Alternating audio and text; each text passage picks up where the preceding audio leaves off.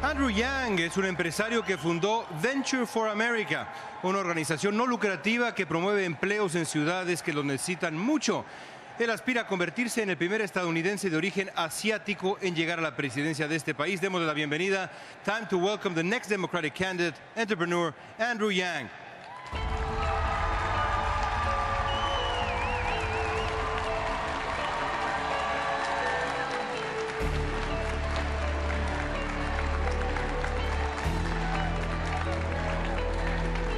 Pleasure to meet you, sir.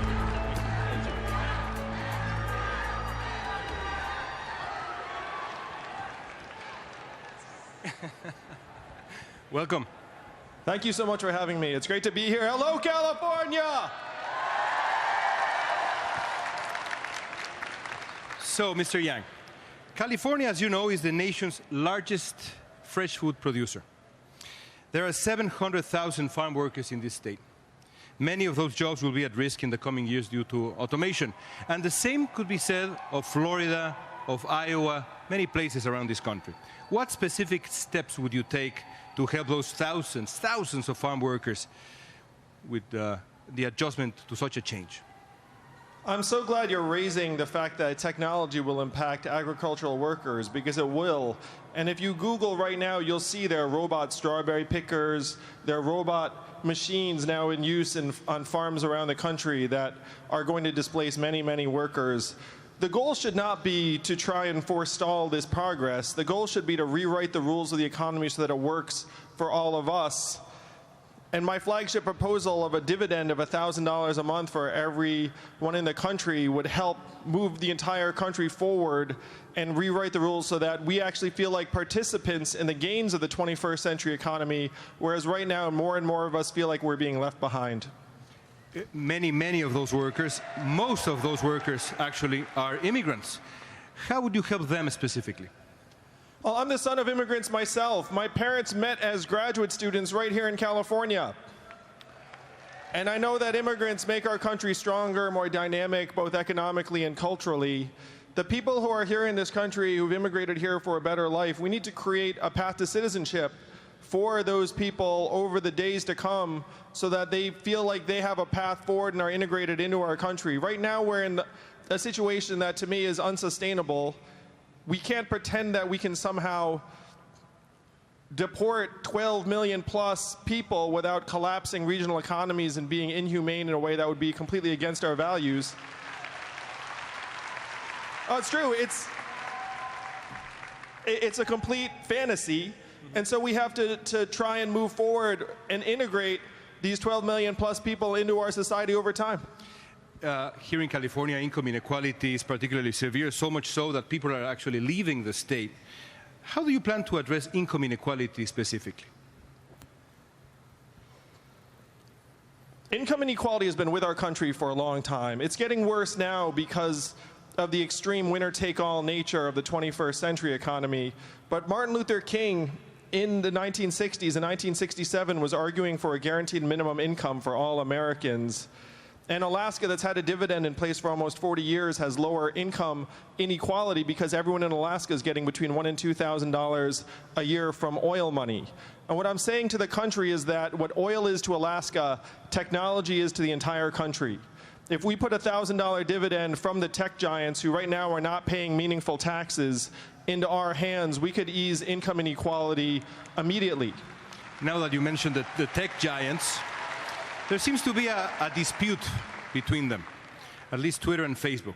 Twitter CEO Jack Dorsey recently announced that his company will ban all paid political advertising. Facebook CEO Mark Zuckerberg, perhaps not surprisingly to some, said that his company will continue selling political ads even if there's the risk of spreading false information. So who is right, according to Andrew Yang, Dorsey or Zuckerberg? It's time for Facebook to grow up.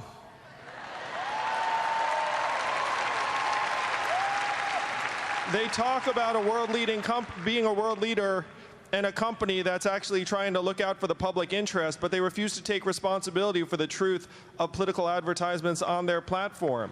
This is something that cable networks already have the ability to do.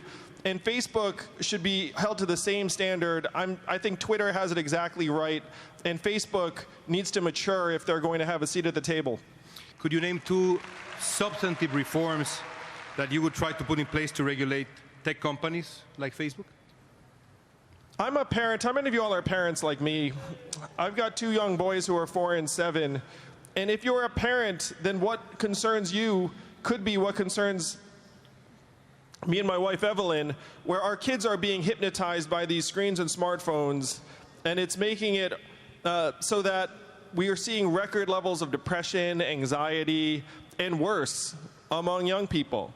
So I'm proposing a new department of the attention economy that would get into the guts of the social media apps that are hypnotizing so many of our young people, and recalibrate the design choices they're making so that the mental health of our kids comes before the profits of these tech companies.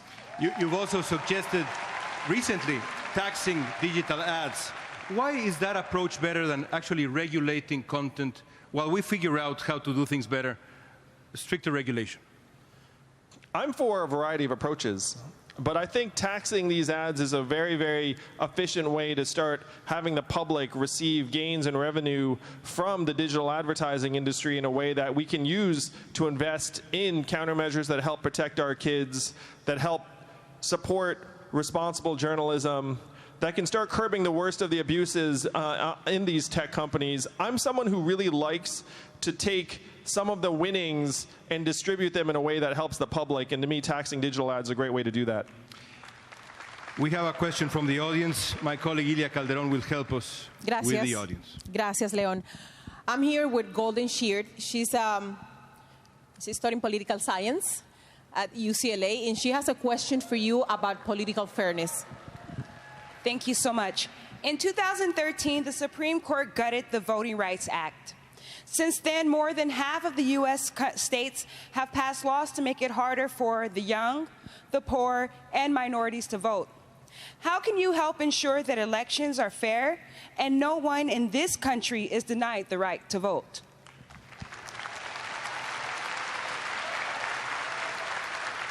Thank you for the question. It's fundamental. We need to trust in our democracy, and we need to trust in our young people. So first, I would appoint justices to the Supreme Court that believe in the principles of the fact that we need to let our young people have the ability to vote and not have states be able to push them away from the ballot box. I'm also for lowering the voting age to 16, because if you're 16 years old, you can pay taxes, you should have a say in what goes on in our country, you're going to be here for longer, and studies have shown that the younger you are when you first vote, the more likely you are to vote throughout your entire lifetime.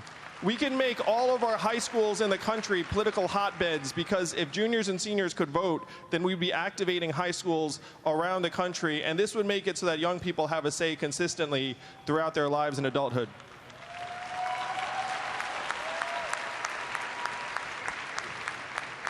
Finally, homelessness is a severe problem in California.